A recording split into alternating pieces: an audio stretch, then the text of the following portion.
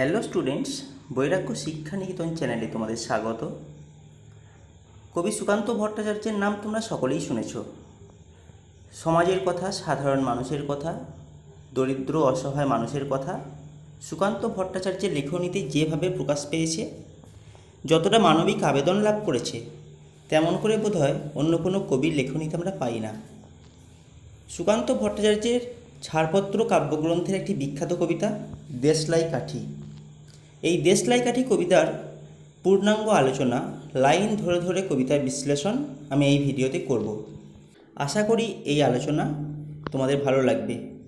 তাহলে চলো এই ভিডিওর মাধ্যমে বুঝে নিই সুকান্ত ভট্টাচার্যের দেশলাই কাঠি কবিতাটি কোন গভীর তাৎপর্য বহন করছে। চলো আলোচনা শুরু করি। সুকান্ত ভট্টাচার্য বিপ্লবের কবি।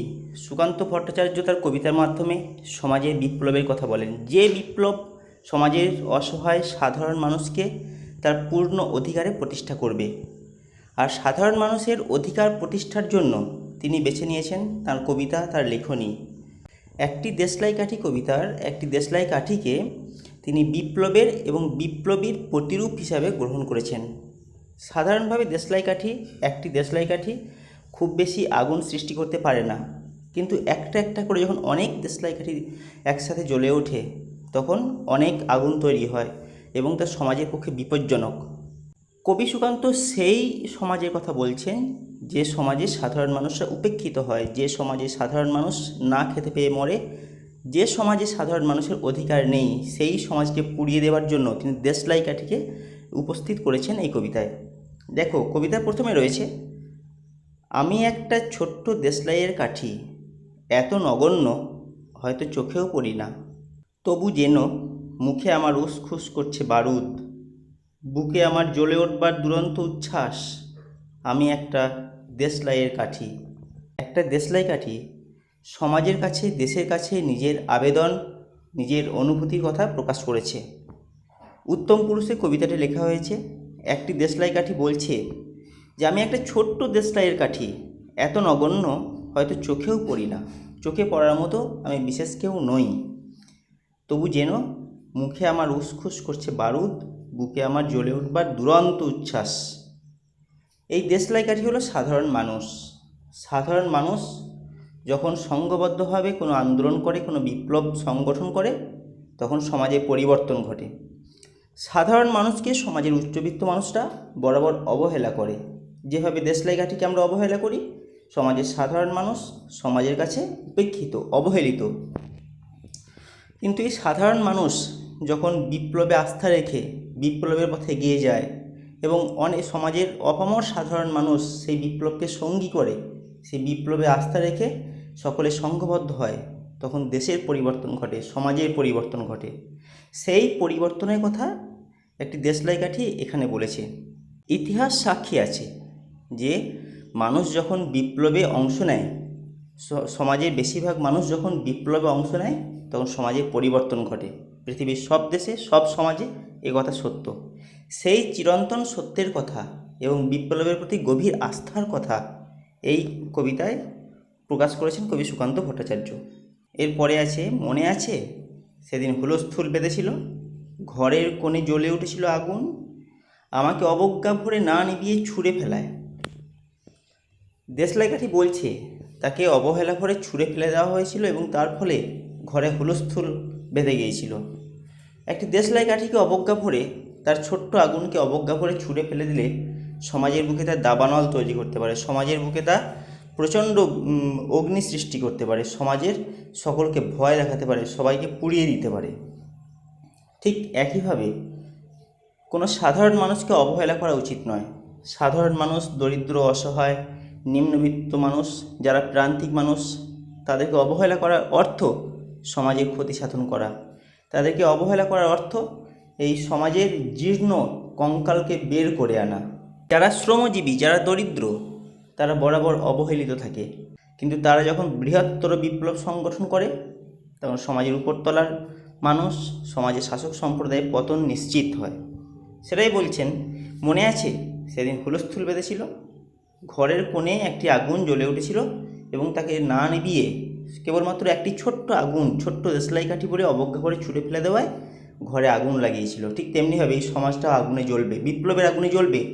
যারা এই সাধারণ মানুষদের অবহেলা করছে, যারা সাধারণ মানুষকে তাদের অধিকার দেয় না, সাধারণ মানুষকে বেঁচে থাকার অধিকার দেয় না, সাধারণ মানুষকে অবহেলা করে, অবজ্ঞা করে, তাদেরকে পায়ের তলায় দমিয়ে রাখতে চায়, তাদেরকে আর দমিয়ে রাখা যাবে না। তারা বিপ্লব অংশ নিয়ে তারা বিপ্লবী হয়ে উঠে বৃহত্তর ক্ষেত্রে সমাজে পরিবর্তন ঘটাবে। কত ঘরকে দিয়েছি পুড়িয়ে, কত প্রাসাদকে করেছি ধূলিসাৎ, আমি একাই ছোট্ট একটা দেশলাই কাঠি। ছোট্ট একটা দেশলাই কাঠির মুখে যে আগুন থাকে, সেই ছোট্ট আগুন একসময় বিরাট আগুনে পরিণত হয়ে ওঠে। সেই ছোট্ট আগুন থেকেই ঘর পুড়ে যায়, শহর পুড়ে যায়, সমাজ পুড়ে যায়, দেশ পুড়ে যায়। তাই দেশলাই কাঠিকে অবহেলা করা উচিত নয়।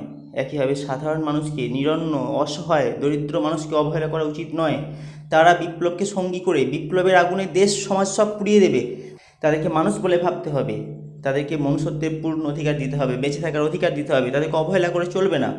তারা এই সমাজের মানুষ, এই সমাজের এই নিরন্ন, দরিদ্র, অসহায় মানুষকে সমাজে প্রতিষ্ঠা দেওয়া, তাদের আর্থিক স্বাধীনতা দেওয়া, তাদের পূর্ণ স্বাধীনতা দেওয়ার কথা কবি এখানে বলেছেন। এমনি বহু নগর, বহু রাজ্যকে দিতে পারি ছাড়খাড় করে, তবুও অবজ্ঞা করবে আমাদের। দেখো কি সুন্দর বলেছেন, আমাদের। এই আমাদের হলো সমাজের প্রান্তিক, দরিদ্র, নিম্নবিত্ত বা মধ্যবিত্ত সাধারণ মানুষ, সকলকে বোঝানো হচ্ছে। সমাজের উপরতলার মানুষরা বরাবর এই নিম্ন শ্রেণীর মানুষকে অবহেলা করে এবং তাদের অধিকার কেড়ে নেয়। তাদের অধিকার কেড়ে নেওয়ার মাধ্যমে শাসক শ্রেণী নিজেদের রাজত্বকে শক্তপোক্ত এর ভিত্তির উপর প্রতিষ্ঠা করতে চায়, কিন্তু তা সম্ভব নয়, তা হবে না। সাধারণ মানুষকে বাদ দিয়ে এই সমাজ চলতে পারে না। সাধারণ মানুষ, প্রান্তিক মানুষ, তারাই সমাজের চালিকা শক্তি। তারা যখন গর্জে উঠবে, তারা যখন প্রতিবাদ করবে, তাদের বিদ্রোহ এই সমাজকে পরিবর্তন করবে। তাই তাই বলছেন, এমনি বহু নগর, বহু রাজ্যকে দিতে পারি ছাড়খাড় করে, তবুও অবজ্ঞা করবে আমাদের। এত বড় স্পর্ধা তোমাদের। তো তোমরা জানো না, আমার মুখে যে বারুদ আছে, আমাদের মুখে যে বারুদ আছে, সেই বারুদ অবহেলার যোগ্য নয়। সেই বারুদকে অবহেলা করলে তোমাদের পুড়িয়ে দেব। মনে নেই এই সেদিন আমরা সবাই জ্বলে উঠেছিলাম একই বাক্সে, চমকে উঠেছিলে। আমরা শুনেছিলাম তোমাদের বিবর্ণ মুখের আর্তনাদ। এই তো তোমাদের মনে নেই কয়েকদিন আগে যখন এক প্যাকেট দেশলাই একসাথে জ্বলে উঠেছিলাম, তোমরা চমকে উঠেছিলে, তোমরা ভয় পেয়েছিলে। আসলে তোমরা ভয় পাও, বিপ্লবকে ভয় পাও। সাধারণ মানুষ যখন গর্জে ওঠে, সাধারণ মানুষ যখন তাদের অধিকারকে প্রতিষ্ঠা করার জন্য গর্জে ওঠে, তারা আন্দোলন করে, তোমরা ভয় পাও। তাহলে কেন তাদের অবহেলা করো? তাদেরকে তাদের অধিকার ফিরিয়ে দাও। তা না হলে তারা বারবার গর্জে উঠবে, তারা জ্বলে উঠবে। গোটা প্যাকেট দেশলাই সব জ্বলে উঠবে, সমস্ত কাঠি জ্বলে উঠবে। তেমনিভাবে সাধারণ মানুষ, প্রান্তিক মানুষ, তারা বিদ্রোহ করবে, প্রতিবাদ করবে, তোমাদেরকে পুড়িয়ে দেবে। তোমরা ভয় পাবে। সেদিন সকলে জ্বলে ওঠার পরে কী ঘটেছিল? তোমরা আর্তনাদ করেছিলে, তোমাদের মুখ বিবর্ণ হয়ে গিয়েছিল, তোমরা ভয় পেয়েছিলে। তাই আমাদের এই শক্তিকে, আমাদের আন্দোলনের শক্তিকে তোমরা তুচ্ছ করতে পারো না। আমাদেরকে আমাদের অধিকার ফিরিয়ে দাও, ফিরিয়ে দিতে হবে। আমাদের কি অসীম শক্তি, তা তো অনুভব করেছো বারংবার, তবু কেন বোঝো না? আমরা বন্দি থাকবো না তোমাদের পকেটে পকেটে। আমরা বেরিয়ে পড়ব, আমরা ছড়িয়ে পড়ব শহরে, গঞ্জে, গ্রামে, দিগন্ত থেকে দিগন্তে।